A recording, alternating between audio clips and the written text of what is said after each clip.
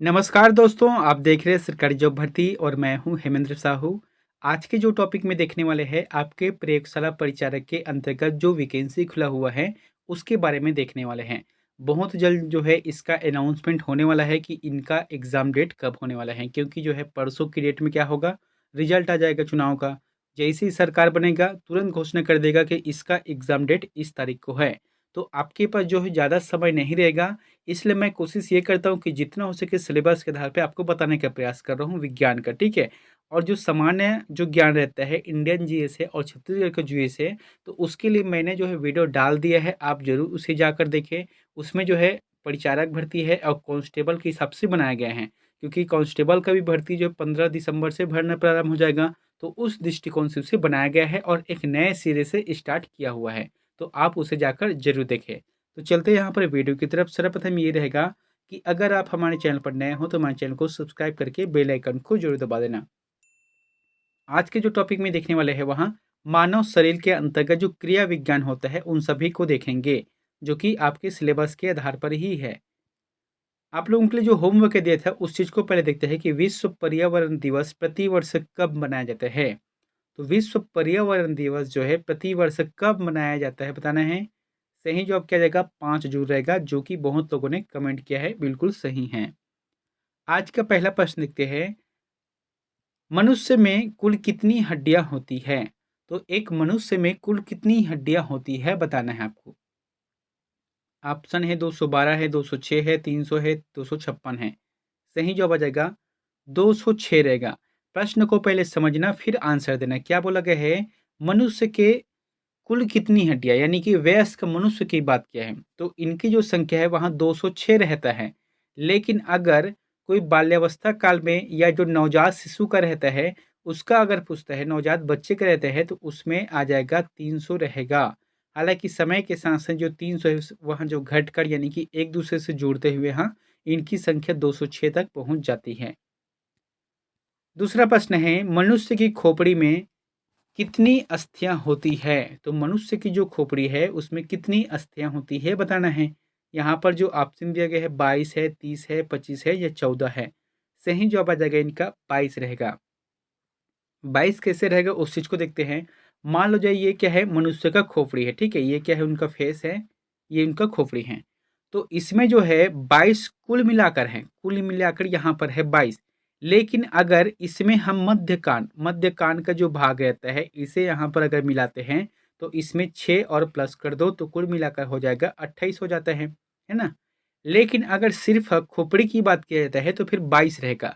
और इसमें भी एक चीज और इम्पोर्टेंट है, अगर बोलता है कपाल की संख्या, कपाल मतलब क्या होता है, हिंदी में बोलते फिर माथ, है ना, जो माथा रहते हैं उसी को ही कपाल बोलते हैं। तो इनकी जो संख्या होती है इसमें 8 हड्डियां रहती है।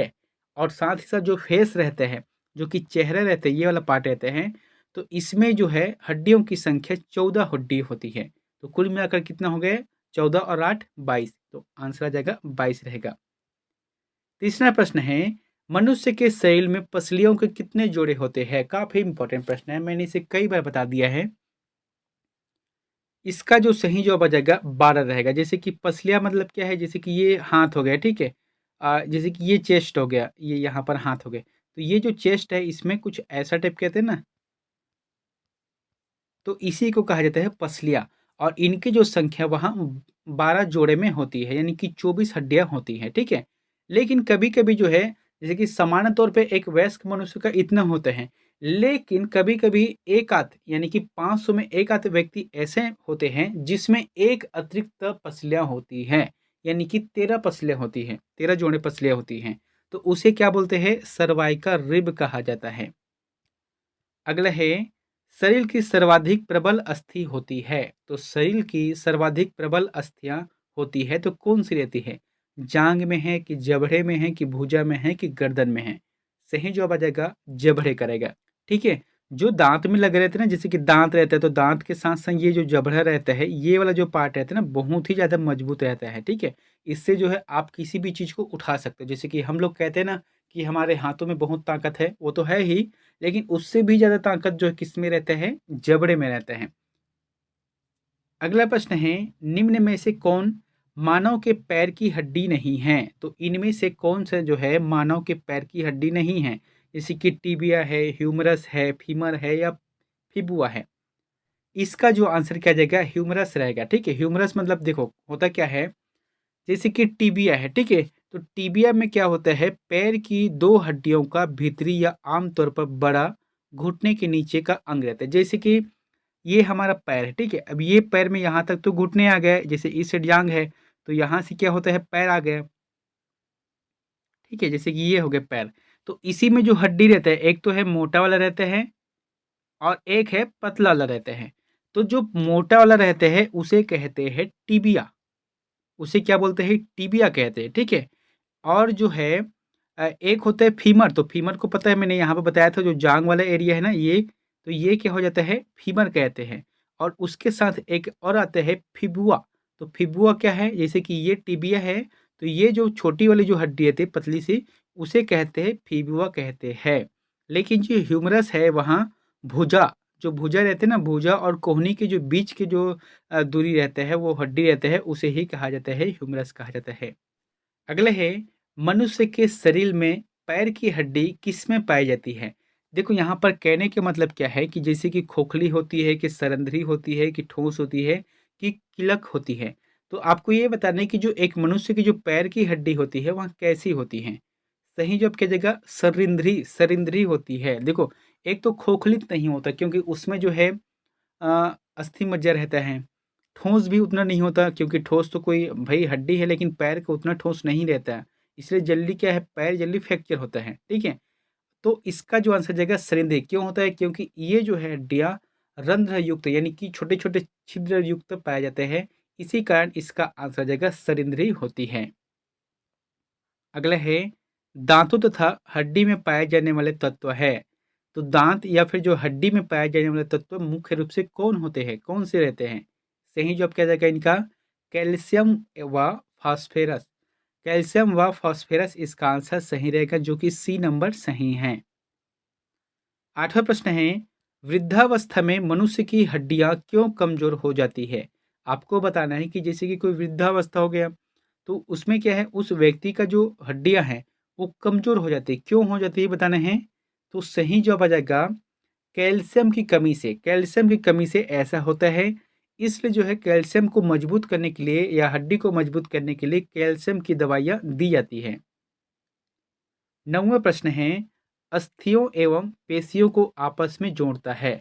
तो जैसे कि अस्थि है, ठीक है, हड्डी है, और जो मांसपेशी है, अब ये दोनों का जो जोड़ होता है वो कैसा रहता है, मतलब किसकी वजह से होता है? जैसे कि ऑप्शन क्या है, लिगामेंट है, कि टेंडन है, कि उपस्थि है, या एक नई छोटी पेशी है।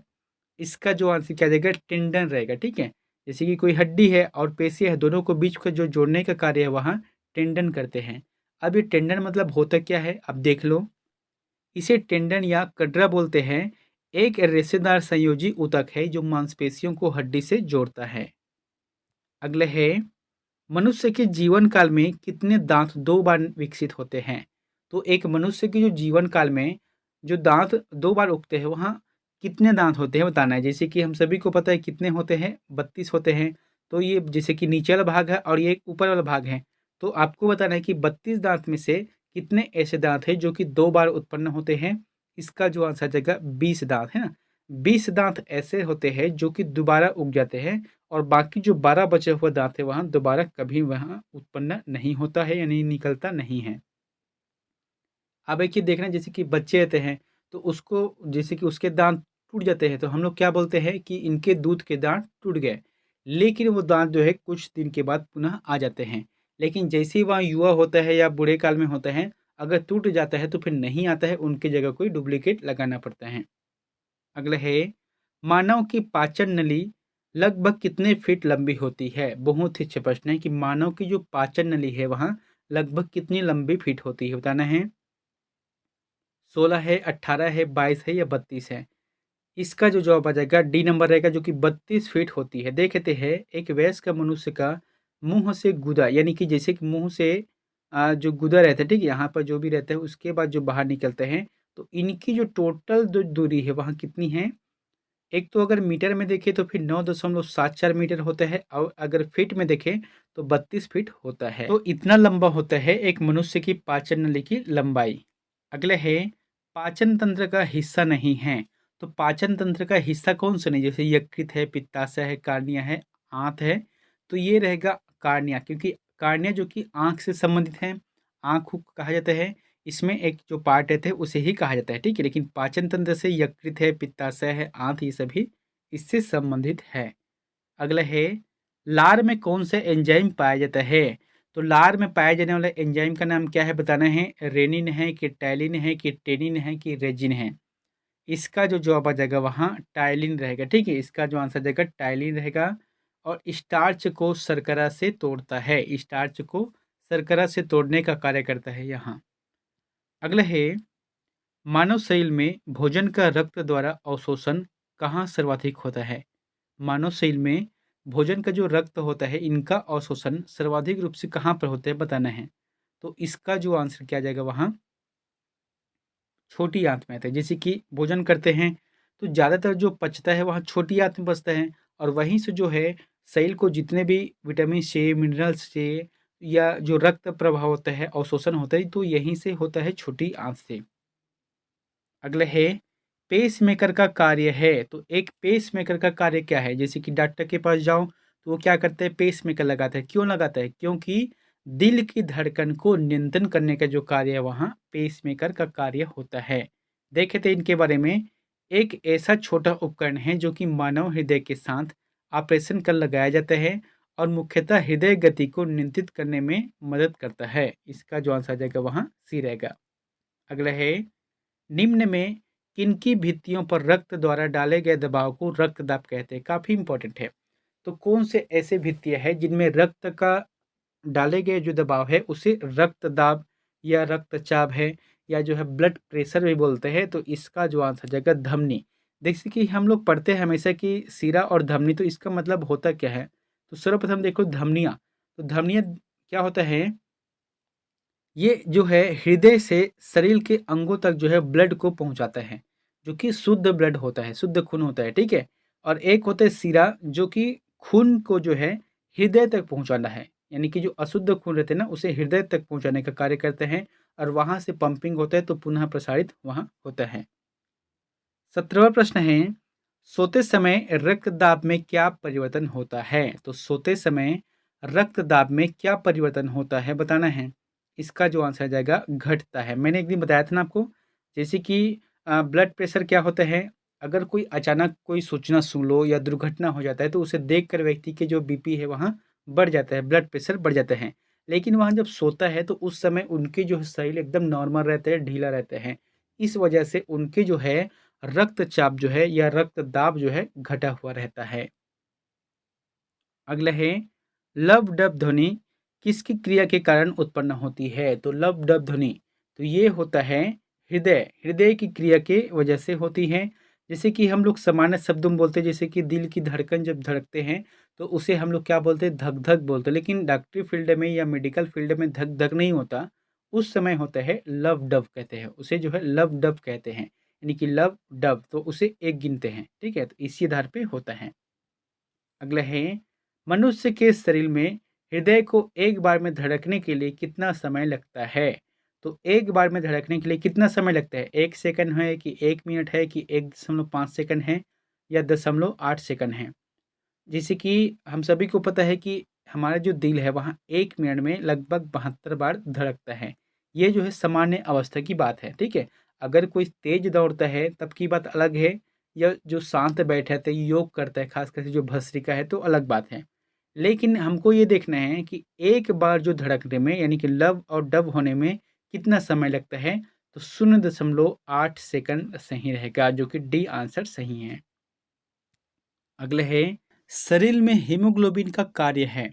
दोस्तों यहाँ पर थोड़ा सुधारना, दरअसल ऑप्शन में ही गलत लिखा हूँ मैं यहाँ पर। तो देखो प्रश्न क्या है उसको पहले समझते हैं कि शरीर में हीमोग्लोबिन का कार्य है। तो यहाँ पर जो चारों ऑप्शन में गलत है, क्योंकि मैंने थोड़ा गलत टाइप किया है।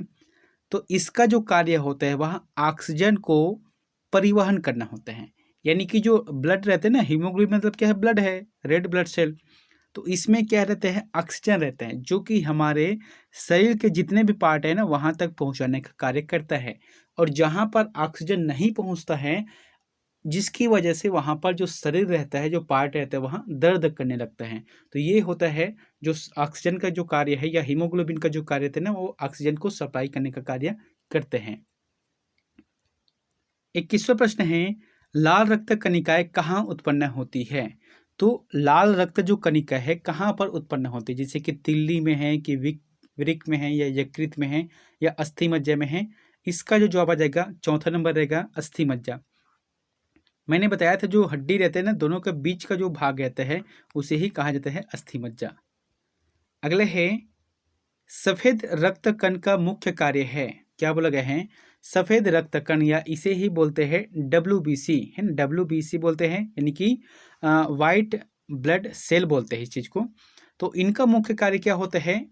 रोग प्रतिरोधक क्षमता धारण करना होता है, यानी कि जिसके सेल में WBC की मात्रा अधिक होती है उसमें रोग प्रतिरोधक क्षमता ज़्यादा रहती है। जैसे कि सामान्य सी बात है, कई लोगों को क्या होता है कि छोटे से, जैसे कि मौसम खराब हुआ तो तुरंत उसे सर्दी खांसी बुखार पड़ जाता है ना। तो ये क्या होता है, आपके जैसे कि सेल कमजोर रहता है या WBC कम रहता है, इसी वजह से होता है। तो इसका जो आंसर क्या जाएगा वहाँ C रहेगा। अगला है, रक्त समूह के खोजकर्ता कौन है? तो जो रक्त समूह है आज की डेट में हम लोग पढ़ते हैं AB या O, जितने भी रहते हैं ना, जो पॉजिटिव और नेगेटिव है, तो यही है। तो रक्त समूह के खोजकर्ता कौन हुए हैं? तो लैंड स्टेनर हुए हैं। और इन्होंने जब खोज किया था तो उस समय ABO का रक्त समूह है, इसी का खोज किया था, AB का नहीं किया था। A फिर उसके बाद B या AB या O, तो यही होता है।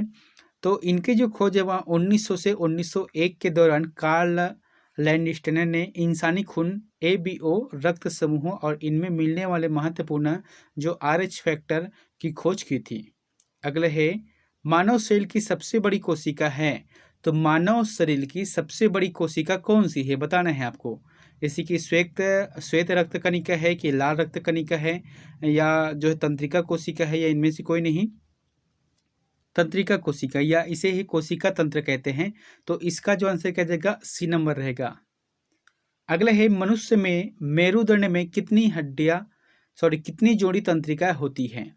तो क्या बोला गया है कि मनुष्य की जो मेरुदंड है, मेरुदंड मतलब जो सिर से लेकर जो यहाँ तक कहते हैं नीचे तक से, तो इसमें कितनी जोड़ी तंत्रिकाएं निकलती है? तो इसका जो आंसर जाएगा 31, है ना, इसको हमेशा याद रखना, 31 जोड़ी तंत्रिकाएं निकलती है। अगला है, मनुष्य 1 मिनट में कितनी बार सांस लेता है? तो बताओ, जैसे कि सामान्य अवस्था है, तो एक सामान्य अवस्था के मनुष्य में कितनी बार जो है सांस लेता है? तो सही जवाब क्या जाएगा 16 से 18 बार, है ना, 16 से 18 बार ही यहाँ सांस लेते हैं। अगर वह दौड़ता है या कोई कार्य करता है तो उसकी जो गति है वह तेज हो जाता है सांस की। लेकिन अगर जैसे कि सोया हुआ है और उस सोते समय का कोई खर्राटे भर रहे हैं, तो उस समय इनकी जो सांस लेने की जो गति है वहाँ 16-18 से भी कम रहता है। अगला है, मानव शरीर में सबसे छोटी अंतःस्रावी ग्रंथि कौन सी है? तो मानव शरीर की सबसे छोटी ग्रंथि जो कि अंतःस्रावी ग्रंथि है वह कौन सी है? ये होता है पीयूष ग्रंथि। इसे कहते हैं पीयूष ग्रंथि, या इसे ही कभी कभी जो है पिट्यूटरीज ग्रंथि भी कहते हैं। अगले है, मानव शरीर में यूरिया की अधिकतम मात्रा किसमें पाई जाती है? तो एक मानव के शरीर में यूरिया की जो अधिकतम मात्रा है किसमें पाई जाती है? तो हम सभी को पता है, इसका जो आंसर जाएगा मूत्र रहेगा। ठीक है, जो मूत्र रहते हैं ना, इसमें सबसे ज्यादा यूरिया की मात्रा पाई जाती है। जैसे कि सामान्य से बताते हैं, अब यहाँ पर जैसे कि थोड़ा सामान्य जी के क्या है कि कोई व्यक्ति जैसे कि यूरिन करता है, ठीक है, तो यूरिन करने के बाद जो है उसमें क्या निकलते हैं? यूरिया निकलते हैं। तो यूरिया जब निकलता है उस समय इसमें गंध नहीं आता, लेकिन कुछ समय वहां पर रहने के बाद जो है यूरिया अमोनियम बदल जाता है। छोटे छोटे जो जीवाणु रहते हैं ना, इनकी वजह से होता है, यूरिया जो है अमोनियम बदल जाता है, जिसकी वजह से यहाँ गंध मारता है या बदबू करता है। अगला है, प्रथम परखनली शिशु का नाम था। तो प्रथम परखनली शिशु बताना है आपको। परखनली के माध्यम से जो शिशु का जन्म हुआ है उनका नाम क्या था? आस्था है कि इंदिरा है कि डाली है कि केमेरान है? सही जवाब आ जाएगा केमेरान रहेगा। देखो यहाँ पर अच्छा समझना, टेस्ट ट्यूब बेबी यह पद्धति है जिसमें महिला का कृत्रिम गर्भधारण किया जाता है। तो जैसे कि पहले बच्चे का नाम क्या है, कैमरान है, और जो परख नली शिशु हुई थी तो उसके जो माँ का नाम क्या है, लुइस ब्राउन उनकी माँ थी। अगला है, मानव शरीर की किस ग्रंथि को मास्टर ग्रंथि कहा जाता है। तो मानव शरीर के ऐसे कौन से ग्रंथि है जिसे मास्टर ग्रंथि के नाम से जाना जाता है। अभी बताया था आपको, इसका जो आंसर जाएगा पीयूष ग्रंथि रहेगा। ठीक है, पीयूष ग्रंथि को ही कहा जाता है। और ये ग्रंथि जैसे कि हमारे मस्तिष्क के बीच में, यानी कि देखो यहाँ पर लिखा मैंने कि पीयूष ग्रंथि का आकार मटर के दाने के समान होता है और इनका वजन देखे जाए तो फिर 0.6 ग्राम यानी कि 0.02 अंश होता है और ये मस्तिष्क में रहता है। अगला है, गाय और भैंस के थनों से या थनों में दूध उतारने के लिए किस हार्मोन्स की सुई लगाई जाती है। कभी कभी होता है क्या है कि जैसे गाय है या भैंस है, उसमें दूध नहीं उतरता है, यानी कि दूध नहीं निकलता है, हालांकि उसमें दूध रहता है लेकिन नहीं उतरता है। तो इसके लिए एक इंजेक्शन लगाया जाता है जो कि हार्मोन्स के रूप में रहते हैं। तो इसे कहते हैं ऑक्सीटोसिन कहते हैं, जिसकी वजह से वहाँ दूध निकलने लगता है। अगला है, आयरिस का क्या कार्य है। आपको बताना है कि आयरिस का क्या कार्य है। दोस्तों यहाँ पर जितना भी बता रहा हूँ ना काफ़ी इंपॉर्टेंट है, इसलिए बार बार बोलना पड़ता है कि ये जो है इम्पॉर्टेंट है। और ये टॉपिक जो आपके हर एग्ज़ाम के लिए है, जैसे कि आपका पुलिस कांस्टेबल का है या सीजीपीएससी का है या हॉस्टल वार्डन का खुलने वाला है, उन सभी में यहाँ काम आने वाला है। अगला है, आयरिस का क्या कार्य है। तो एक आयरिस का जो कार्य क्या है, जैसे कि प्रतिबिंब बनाना होता है, कि नेत्र लेंस की सुरक्षा करना होता है, कि पुतली के आकार को नियंत्रित करने रहते हैं, या रेटिना पर बने उल्टे प्रतिबिंब को सीधा करने होते हैं। तो आयरिस मतलब क्या, जैसे कि ये आंख हो गया गोल, है ना, तो इसमें क्या है, एक डार्क जैसे रहता है और बगल में क्या रहता है, थोड़ा थोड़ा कुछ ऐसा ऐसा टाइप के रहते हैं, तो इसे ही कहते हैं आयरिस। तो इनका जो कार्य होता है पुतली के आकार को नियंत्रण करना होता है। जैसे कि सामान्य है ना, तो सामान्य लाइट में जो आंख है अच्छा से खुला रहता है, लेकिन जैसे आप धूप में जाओगे या सूर्य को देखने को प्रयास करोगे तो उसका जो है आइरिस वहाँ सिकुड़ जाता है। तो यही होता है, नियंत्रण करने का कार्य करता है। अगला है, निम्न में से कौन सा मानव गुर्दे का सामान्य कार्य नहीं है। तो निम्न में से कौन सा मानव गुर्दे के सामान्य कार्य नहीं है। तो जैसे कि रक्त में जल की मात्रा का नियंत्रण करना होता है, कि रक्त में शर्करा की मात्रा का नियंत्रण करना होता है, या यूरिया को छानकर बाहर करना होता है, या कई हार्मोन का स्त्रावन करना होता है। तो सही जवाब क्या जाएगा इनका, रक्त में शर्करा की मात्रा का नियंत्रण करना होता है। ये बात जो है गलत है और बाकी तीनों बात जो है सही है। अगले है, मानव त्वचा का रंग बनता है। तो मैंने शायद एक बार बताया भी था कि मानव त्वचा का जो रंग है वहाँ किस में बनता है, हीमोग्लोबिन से बनता है, कि इंसुलिन से बनता है, कि एड्रेनल से बनता है, या मेलानिन से बनता है। तो ये रहता है मेलानिन से बनता है। ठीक है, कोई व्यक्ति जैसे कि गोरे है, कोई काले है या कोई सांवले हैं, तो ये होता है मेलानिन की वजह से होता है। अब अंतिम का प्रश्न आप लोगों के लिए होमवर्क है, तो इसका आंसर में प्लीज़ कमेंट बॉक्स पर जाकर जरूर बताएं। प्रश्न क्या बोला गया है कि जब एक व्यक्ति वृद्ध हो जाता है तो सामान्यतः उसका रक्तदाब क्या होता है।